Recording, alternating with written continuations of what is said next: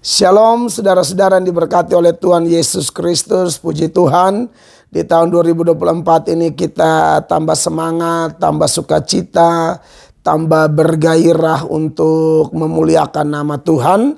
Dan sekali lagi saya tidak berhenti menaikkan puji syukur kepada Tuhan Yesus. Itu yang paling utama. Tapi yang berikut juga bahwa semua orang yang mendukung hamba-hamba Tuhan dalam memberitakan Injil, dan saya Pendeta Mel Atok mengucap syukur, sangat mengucap syukur, karena saya juga atas perkenanan Tuhan bekerja di hati saudara-saudara, sehingga semua hamba Tuhan yang didukung, saya juga mendapatkan kesempatan untuk didukung oleh saudara-saudara sekalian untuk memberitakan Injil Kristus. Sekali lagi target saya tahun ini saudara-saudara, bahwa yang namanya gereja Tuhan, ku tak pandang dari gereja mana, kita adalah saudara, dengan catatan asal kita sama-sama berdiri di atas firman Allah yang hidup, yang mengajarkan bahwa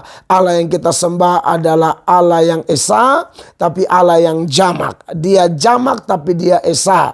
Di dalam keesaannya ada kejamakan tertentu, maka kita menyebutnya dengan Trinitas atau Tritunggal. Apanya yang tri? Yang tri adalah pribadi, dan apanya yang tunggal? Tunggal adalah hakikatnya, saudara-saudara. Sebab memang ada begitu banyak data kitab suci yang menonjolkan tentang keesaan Allah, tapi juga ada data-data yang menonjolkan tentang kejamakan Allah. Bahkan luar biasanya saudara-saudara, ada data yang kelihatannya bicara keesaan Allah, tapi dalam keesaan itu setelah digali ternyata mengandung kejamakan tertentu. Ya, ini adalah pendahuluan dari video yang saya mau bahas sesuai thumbnail, sesuai judul. Namun saya harus mulai dengan ini, karena ini adalah dasar dari iman Kristen. Kalau apa yang saya sampaikan ini ternyata tidak benar, maka runtuhlah gereja, runtuhlah Kristen. Tapi kalau apa yang saya sampaikan ini adalah kebenaran, maka tidak bisa tidak ada yang dapat membantahnya, saudara-saudara. Ya, termasuk orang-orang yang saat ini sedang gencar mencari-cari kesalahan dari ajaran Kristen, iman Kristen, tapi mereka cari sampai mabok, tidak akan dapat. Apa yang mereka anggap salah ternyata tidak salah. Mereka yang keliru, mereka yang tidak paham, mereka yang tidak mengalami kasih karunia, sehingga mereka tidak dibawa kepada pengertian demi pengertian. Nah, kembali kepada Tritunggal tadi, yang merupakan salah satu dasar kekristenan yang memang tidak bisa dibatalkan oleh siapapun. Itu sangat eksklusif dan itu bersumber dari Tuhan sendiri. Bahwa Ulangan pasal 6 ayat 4 dikatakan dalam bahasa Ibrani, Shema Israel Adonai Eloheinu Adonai Ehad. Dengarlah Israel, Tuhan itu Allah kita, Tuhan itu esa. Nah, menarik kata esa, satu atau tunggal. Itu dalam bahasa Ibrani ada dua kata Ibrani. Yang pertama adalah Yahid, yang kedua adalah Ehad. Yahid itu artinya tunggal mutlak, sedangkan Ehad itu tunggal tapi jamak. Ya, kata Ehad ini saudara-saudara dipakai dalam Kejadian 2 ayat 24. Kalau saudara pelajari di sana, bahwa seorang laki-laki akan meninggalkan ayah dan ibunya dan bersatu dengan istrinya, dan seterusnya mereka akan menjadi satu daging. Kata satu di situ dia tidak pakai kata Yahid. Ingat, Yahid itu artinya tunggal mutlak. Tapi kalau Ehad itu tunggal tapi jamak, ada kejamakan tertentu. Ya, dia tunggal tapi ada penggabungan tertentu di dalamnya. Makanya Adam dan Hawa itu masing-masing, Adam satu, Hawa satu. Tapi waktu mereka bersatu, dia pakai kata Ehad. Ini satu karena penggabungan. Nah, menarik bahwa Ulangan 6 ayat 4 yang berbunyi Shema Israel Adonai Eloheinu Adonai Ehad, dia tidak pakai kata Yahid, dia pakai kata Ehad. Dengarlah Israel, Tuhan itu Allah kita, Tuhan itu Esa. Ini adalah pengakuan iman orang Yahudi, saudara-saudara ya. Ini ketauhidan orang Yahudi, saudara-saudara. Dan menarik bahwa dia tidak pakai kata Yahid, tunggal mutlak, tapi dia pakai kata Ehad. Ehad itu apa tadi saya bilang? Saudara-saudara, satu karena penggabungan, saudara-saudara. Makanya kita bersyukur dalam Kristen ada 66 kitab. Ya, 39 di perjanjian lama, 27 di perjanjian baru. Ini adalah progresivitas dari pewahyuan kitab suci, saudara-saudara. Kalau hanya ada kitab ulangan misalnya atau kejadian, waduh, kita tidak tahu Ehad di situ siapa. Katanya satu tapi penggabungan. Penggabungan apa? Sedangkan di kitab Kejadian juga ada kan, di Kejadian 1 ayat 26. Pada hari penciptaan Tuhan bilang apa? Pada waktu cipta yang lain Tuhan berfirman jadi, berfirman jadi, berfirman jadi. Tapi waktu cipta manusia, saudara-saudara, pada hari ke-6 dikatakan berfirmanlah Allah, marilah kita menjadikan manusia menurut gambar dan rupa kita. Nah, kita di situ juga jelas itu jamak, ya. Nah, kita di situ kalau hanya ada kitab Kejadian, mungkin kita di situ bisa 4, bisa 5, bisa 10. Ya, bisa 100, bisa 1000, bisa 10.000, bisa 100.000, bisa 1 juta. Tapi yang saya bilang tadi, lengkapnya kitab suci kita dari Kejadian sampai Wahyu, dan di situ ada progres yang jelas. Pewahyuan demi pewahyuan, maka kita tahu, oh, ternyata kata kita di sana merujuk kepada Bapa, Anak, Roh Kudus. Makanya di dalam amanat agung The Great Commission, dalam memberitakan Injil orang harus dibaptis dalam nama Bapa, dalam nama Anak atau Tuhan Yesus atau Putra, dalam nama Roh Kudus. Dan 3 nama ini juga selalu menjadi selain formula baptisan juga menjadi formula doa berkat.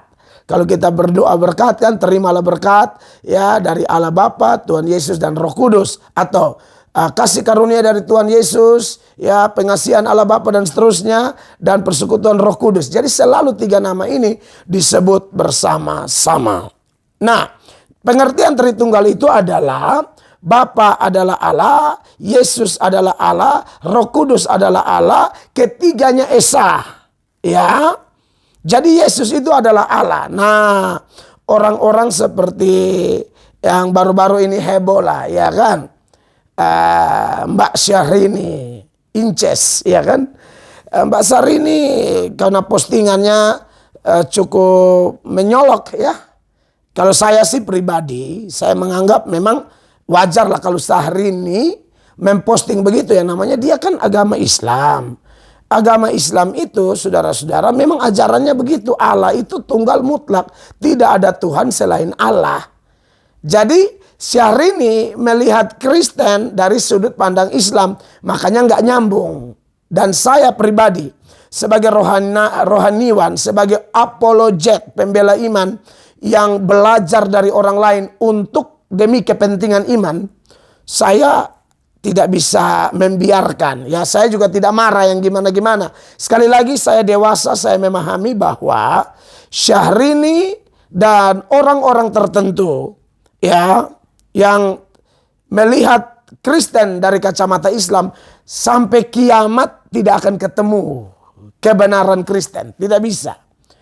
Kalau mau lihat kacamata, kalau mau lihat kebenaran Islam kan harus pakai kacamata Islam atau Al-Quran sebagai dasar lah, iya kan? Atau mungkin hadits dan segala macam lah. Saya kurang paham sampai di situ. Tapi kalau Kristen, ya seperti yang saya katakan, lihatlah Kristen dengan kacamata Kristen. Jadi kalau Syahrini bilang tidak ada Tuhan Yesus, ya karena itu menurut kacamata Islam. Tidak ada Tuhan selain Allah. Tidak ada Allah beranak. Allah tidak diperanakan, tidak beranak. Itu juga kacamata Islam. Nah, kalau buat saya sih kita maklum lah ya. Kalau ada orang bilang Syahrini penistaan apa, saya sih kayaknya tidak juga. Saya lihat Syahrini entah apa yang melatar belakangi, karena tidak pernah artis Syahrini ngomong begitu. Entah apa yang melatar belakangi. Multi tafsir lah. Ada yang mengatakan, oh karena sudah tidak terlalu terkenal, jadi bikin sensasi.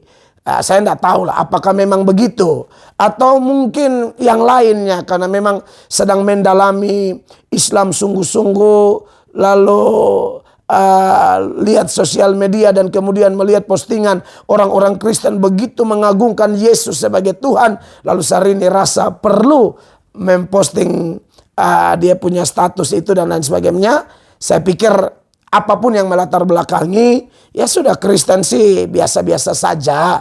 Tapi bukan biasa-biasa saja lalu tinggal diam. Kami harus memberikan pencerahan-pencerahan, ya, karena saya sebagai contoh saja, kami punya teman orang Islam. Lebih tepatnya teman dari istri gitu ya. Beliau seorang Islam yang saleh. Saleh menurut ajaran Islam gitu loh. Dan dia itu tertarik dengan channel saya ini. Maka beliau nonton. Lalu dia juga kasih masukan. Karena pernah saya datang tamu murtadin, tapi ada sedikit yang tidak pas, dia kasih masukan. Dan dia sangat fair menurut saya. Dia bilang, aduh tolong pesan ke Bapak Pendeta, hati-hati kalau undang murtadin katanya. Karena yang murtadin itu ngomong kurang pas kayak gitu kan. Jadi saya lihat, oh kok luar biasa. Tapi juga di sisi lain dia bilang begini, kasih tahu Pak Pendeta, terima kasih banyak. Selama ini kami tidak memahami Allah Tritunggal. Yang kami pahami Tritunggal menurut kacamata kami. Jadi kami salah mengerti lah menurut kawan Islam ini.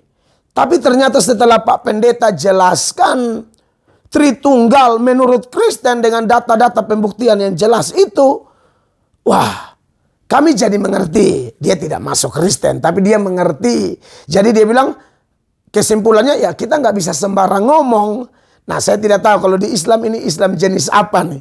Atau aliran yang gimana. Karena Islam juga ada dia punya pandangan-pandangannya kan. Tapi dia kemudian menjadi mengerti begitu loh. Dia tidak masuk Kristen. Cuma dia kasih tahu bahwa dia paham. Lalu ada juga yang sampai level masuk Kristen. Karena mengikuti pengajaran kami pembuktian datanya jelas. Tafsir dengan betul-betul berusaha menafsir dengan penuh tanggung jawab. Sekali lagi itu pasti hasil belajar. Belajar dari orang lain, buku-buku, nonton YouTube, pendeta-pendeta pintar. Ya, saya melakukan itu karena saya ini juga tidak mampu kalau tidak belajar dari orang lain gitu kan. Maka disitulah saya lihat mendapatkan satu pengajaran doktrin yang pas sehingga kita yang gembala jemaat apalagi diundang ke sana kemari untuk memberitakan Injil. Saya membuat video ini beberapa waktu sebelum saya melakukan seminar sebentar. Nah, apalagi seminar kan tanya jawab, aduh itu bukan perkara gampang. Hanya dengan pertolongan Roh Kudus sajalah kami bisa memahami dan menjawab. Dan dengan dorongan Roh Kudus juga kami mau rendah hati dan akui kelebihan pendeta lain. Kami belajar dan puji Tuhan kami dapat ilmu. Dan ilmu itu juga mendarat di banyak orang yang memantau kami melalui sosial media atau jemaat lokal yang kami pimpin. Nah Bapak Ibu, saudara-saudara, orang Kristen. Jadi bagaimana sikap kita kepada teman-teman sebangsa seperti Syahrini ini? Tidak usah marah ya. Kita jelaskan ke Syahrini. Satu yang saya yakini, kenapa orang-orang seperti Syahrini selain melihat Kristen dari kacamata Islam, Syahrini memang belum mengalami Yesus, jadi tidak bisa. Seperti teman saya yang tadi saya bilang Islam, kemudian saya baptis masuk Kristen, ya, Iskandar Ahmad Saleh. Dia masuk Kristen dan dia bilang datanya jelas, dia belajar dan dia sudah baca Alkitab tahu berapa banyak kali. Setelah video ini lagi, saya karena masih di kota Manado, saya pulang Kupang, saya kemungkinan akan live dengan dia. Dan dalam live itu saya akan mengajarkan kepada para mu'alaf, ya. Para mu'alaf, ya, selain Syahrini tadi. Para mu'alaf yang dulu Kristen dan di dalam Kristen saya yakin Anda tidak paham apa-apa. Apalagi seperti Don Ditan yang katanya sudah belajar 7 tahun untuk menemukan kesalahan Alkitab. Wow, itu luar biasa. Don Ditan lebih pintar dari Stephen Tong, begitu. Stephen Tong tuh khotbah pakai bahasa Inggris, bahasa Mandarin, bahasa apa. Dia tidak pernah murtad. Semakin dia paham Alkitab, dia tidak pernah murtad. Siapa lagi? Don Ditan lebih pintar daripada King Gadas. Nggak mungkin lah. Ya, Donditan lebih pintar dari Pak Esra Soru? Tidak mungkin. Donditan lebih pintar dari Pendeta Budi Asali? Lebih tidak mungkin.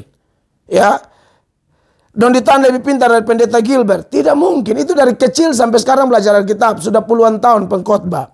Donditan lebih pintar dari siapa? Pendeta Rubin Adi Abraham? Tidak mungkin. Donditan lebih pintar dari siapa? Ya, Ketua Sinode GSI Indonesia, Pak Arief Multi? Tidak mungkin. Ini yang saya sebut ini. Belum lagi yang dari GPDI, Pak John Weol, atau pendeta-pendeta Pak Jason Balom Pampueng, atau pendeta-pendeta di Indonesia. Ya, atau Pak Donditan lebih pintar dari Pak Philip Mantova? Tidak mungkin. Karena ini pendeta-pendeta yang dari mereka sudah menggembalakan, mereka belajar Alkitab mati-matian. Ya, dan mereka tidak menemukan kesalahan Alkitab. Mereka tambah diberkati, tambah mengenal Tuhan.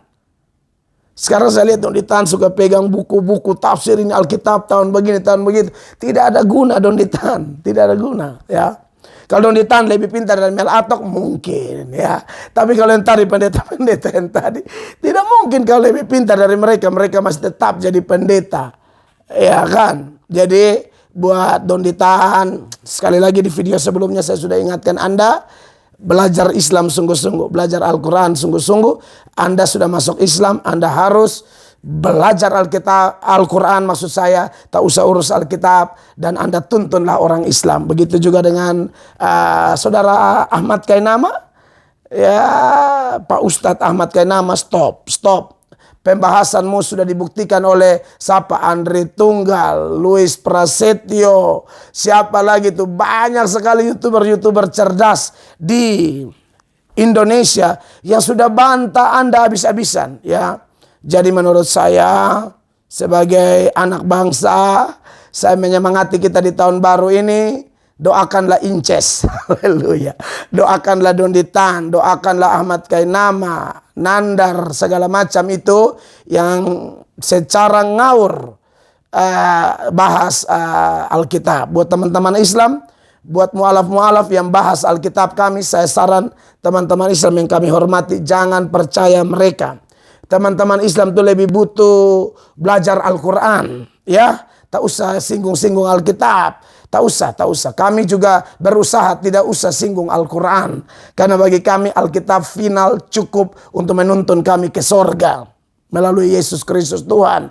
Jadi tak usah percaya yang begitu-begitu. Mereka kalau mau dengar tuh kayak Gus Miftah, itu enakan Al-Qurannya. Fokus bahasa Al-Quran. Atau apa yang penceramah yang betul-betul luar biasa lah dalam memahami kitab suci Islam, begitu ya. Dan buat semua pendukung di channel ini, tetap doakan supaya kami tetap sehat, tetap semangat, tetap belajar untuk tetap melakukan yang terbaik untuk kemuliaan nama Tuhan. Ya, sekali lagi saya nanti mau live dengan mantan Islam yang pernah tidak suka saya, benci saya, maki saya, tapi untung-untung ujung-ujung dapat kasih karunia. Lalu kemudian dia ikuti dan dia bilang, khotbah Pak Mel, pembuktian data jelas, sehingga kami memahami dengan benar. Dan dia seorang Muslim yang pintar, ya. Dan dia masuk Kristen, dia punya perhatian luar biasa. Dan satu keluarga saya baptis, dan di dalam live kami nanti saya rencanakan bahwa saya akan menekankan beliau dan semua orang Islam yang saya baptis masuk Kristen, karena mereka membuat keputusan sendiri. Dan kenapa mereka bikin keputusan? Mereka dapat anugerah. Kalau Inces, lalu siapa tuh, Ahmad Kainama, Nandar, Donditan atau yang lain, Anda tidak dapat kasih karunia. Jadi kami paham itu. Anda tidak dipilih. Jadi kami mengerti itu. Tidak dipilih oleh Tuhan Yesus. Makanya Anda selalu mengeluarkan statement, status, ya, pandangan-pandangan yang kelihatan sekali merendahkan Kristus. Tapi tidak apa-apa, buat kami Kristus tidak butuh dukungan siapa-siapa untuk menyebut dia Tuhan. Karena dari sononya dia sudah Tuhan. Anda mau percaya dia atau tidak, Anda mau puji dia atau maki dia, tidak ada urusan. Dia tetap Tuhan. Tapi saya beri pesan buat yang maki dia, Anda hati-hati. Karena yang Anda maki itu pencipta alam semesta yang menciptakan neraka juga. Ya, jadi saya sampaikan saja ya, hati-hati, jaga mulutmu, jaga komentarmu, jaga statusmu. Saya Pendeta Mel Atok menyampaikan ini dengan penuh hikmat. Saya mau supaya kita tidak urus agama orang, tapi kalau ada orang korek-korek, kita boleh klarifikasi, bantah-bantah, kanter-kanter, dan itu harus kita tetap lakukan untuk kepentingan Tuhan. Kiranya video ini bermanfaat, sebarkan demi kepentingan Tuhan Yesus Kristus. Shalom.